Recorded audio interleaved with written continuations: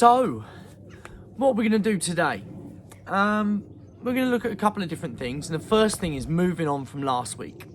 Now, with the send around, when we first start teaching it to the dog, I bang on about keeping the dog in the same start position. Okay, it helps the dog pick up what behaviour they're doing. Right, I'm starting here, Dad's facing that pole, he's pointing towards that pole, and I see what I need to do, I go forward, I do it.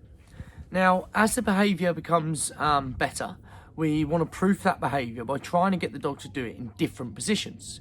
So what I'm going to do now is play around with one of my dogs with the send around, and I'm going to start her in different positions, sending her around the object. And some she'll get, some she won't, but that just means I need to reduce my distance in that particular position, or for that particular round, whichever direction you're working on.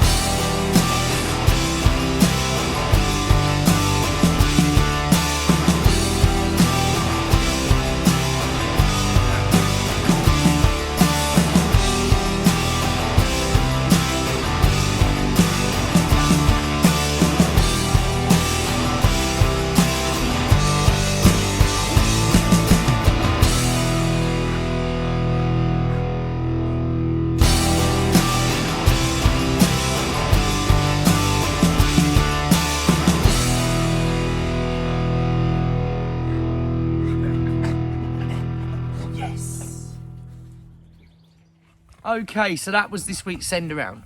And this week the aim is to try and send the dog from different positions. So my two positions that I picked, and I want you guys to try those two positions. One was sending the dog from the middle. So being able to send the dog around the marker from the middle position whilst the dog's facing forward. So they're stood between your legs, facing forward, and you can send them around the object rather than them being on your left-hand side. And then the second position you saw me do was the back middle position. So the dog, again, head through my legs, but facing backwards. So I was sending the dog from behind me to the around and then back to me. So have a little go, and don't worry if you struggle, just reduce that distance on the behaviour again. As soon as the dog picks up what he's doing, start increasing that distance away from your marker. Enjoy.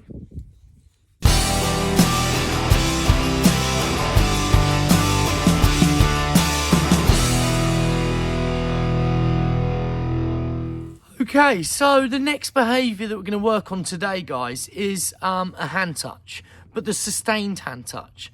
So this is teaching the dog to target our hand with their nose, but keep it on there for a sustained period.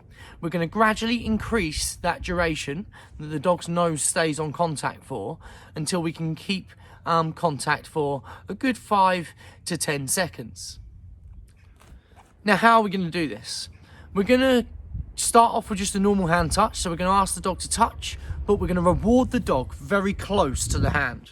Okay, so reward placement. We're going to place our reward where we want the dog to stay or to be next. Okay, so if we reward the dog over here, we're going to get this head flick behaviour. What we want is the dog to stay on contact. So first of all, we're looking for more pressure pushes, slightly longer pushes, just more better quality hand touch rather than just those little brushes.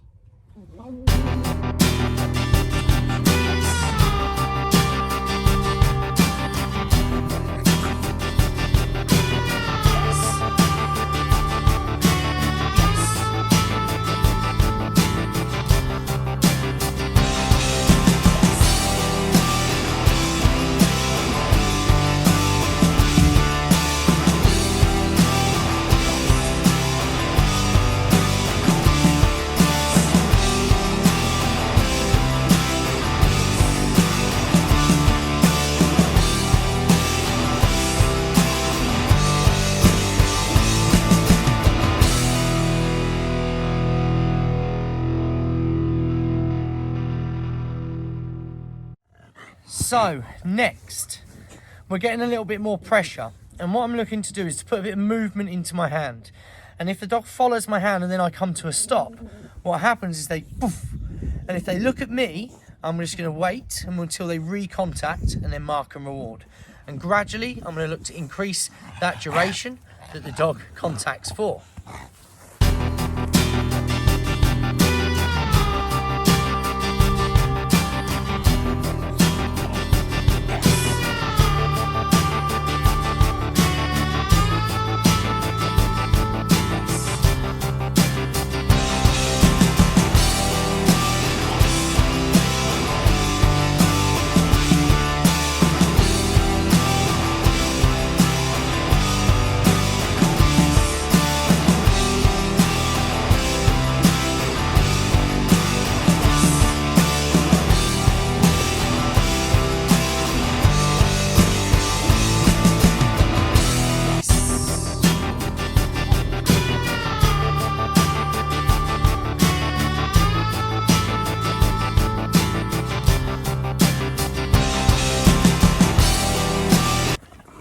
So, the position of the reward, so rewarding close to the hand, adding a little bit of movement to your hand so the dog follows, and then when we come to a stop, when they come off, we don't reward, we wait for them to recontact. So staying on is what pays out. Next, I'm going to start adding a bit of distraction. So me getting my food out before I say yes is going to be distracting for the dog. So as I get my food out, if she comes off, I'm going to not reward. If she stays on, I am going to reward. So, or if she goes back and recontacts, I am going to reward. And gradually, my distractions of getting my food out are going to get a little bit bigger and a little bit harder for the dog to cope with.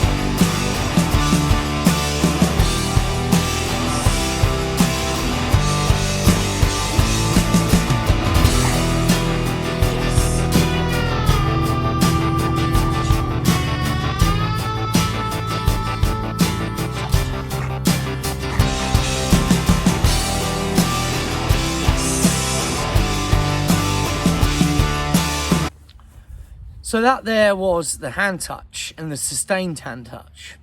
And remember, reward placement, so rewarding the dog near to the hand, adding that little bit of movement to get the dog to follow the hand before coming to a stop will end up with more of a pressured push. So we want more pressured pushes at the start. Then starting to add in a little bit of distraction by possibly bringing out the food. And in order for the dog to get the food, they need to stay on contact. And what I can start doing is start making that food more distracting. And if the dog comes off, the food goes away. When the dog comes back on, food comes out. And then I mark it and reward for the dog contacting, trying to build up longer duration on those contacts. So have fun with that one, guys. It's a bit of a sticky one, but once you get it, it looks really, really smart. And once the dogs understand the concept of it, we can use it for lots of other different uses.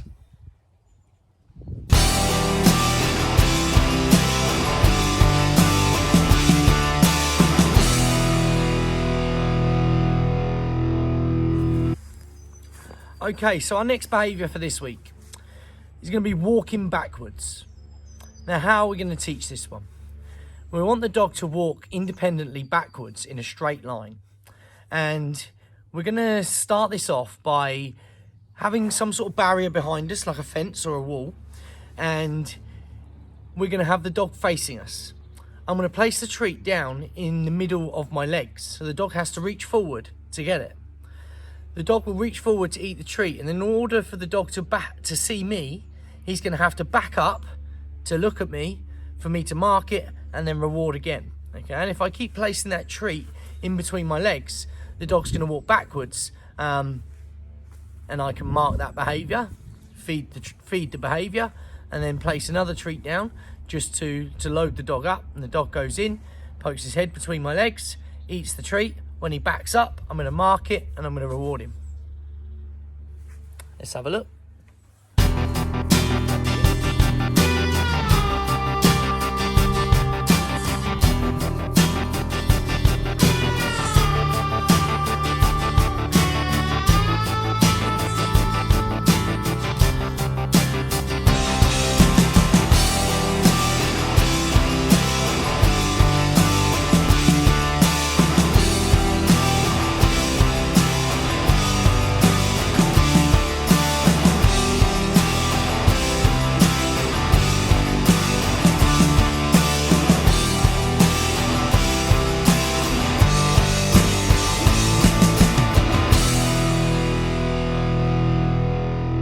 So I've set the dog up there by placing the treat between my legs, and then in order for the dog to see me again, she's got to back up, and then I reward the backup, mark the behaviour of the backup, reward it, and then place another treat just to reset her.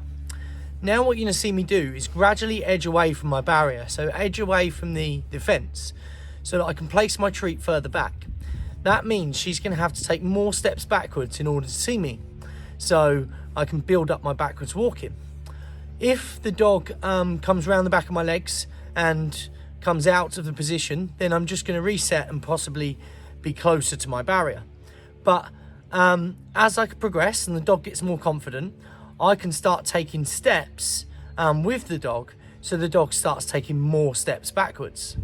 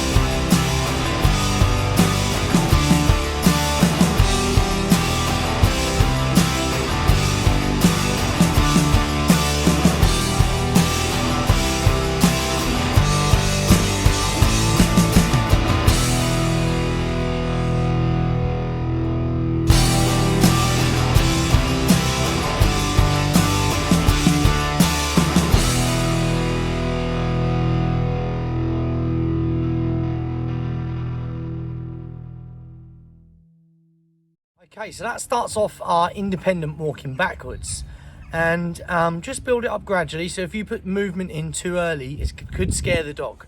So just build up your behaviour gradually. You can place your treat between your legs as the dog steps back. You can mark and reward it. You can gradually step further away from your barrier so that the dog has to back up further, and that means you can place your treat further back. And then we need to work on the dog going straight, so going backwards in a straight line. And we can do this also by luring, but I would recommend doing it with 2 treats, 1 in each hand. So if I lure the dog backwards with just 1 treat, they're likely to go with the treat, which will bend the dog off. If I have them on that hand, they're likely to bend the other way. If I have a treat in both hands, then the dog should follow that backwards a bit straighter, and we can work on the backwards movement by luring the dog back. Let's have a look.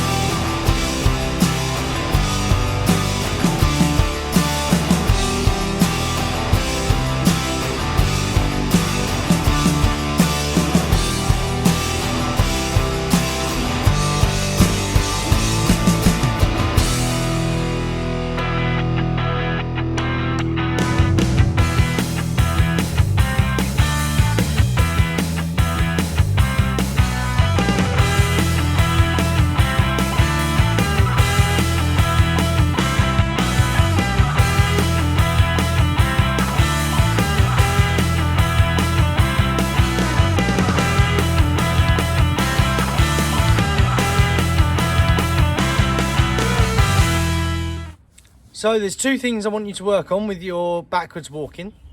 One is getting the dog to do it independently. So using that barrier up behind you, having the dog in front of you, placing that treat in the middle of your legs, the dog having to back up. Then we can add that little bit of movement so we get a few more steps or distance between our barrier. Then to work on the dog's straightness, we're going to have 2 treats, one in each hand. And as we lure the dog backwards, we want the dog focused on the treat. You'll see if you have one treat, they'll bend off one way. So it still happens even when we've got 2 treats, but our aim is to get them as straight as possible and as fluid as possible, gradually building up how many steps they can comfortably take. So have a little go at your backwards walking. Look forward to seeing some moonwalking dogs.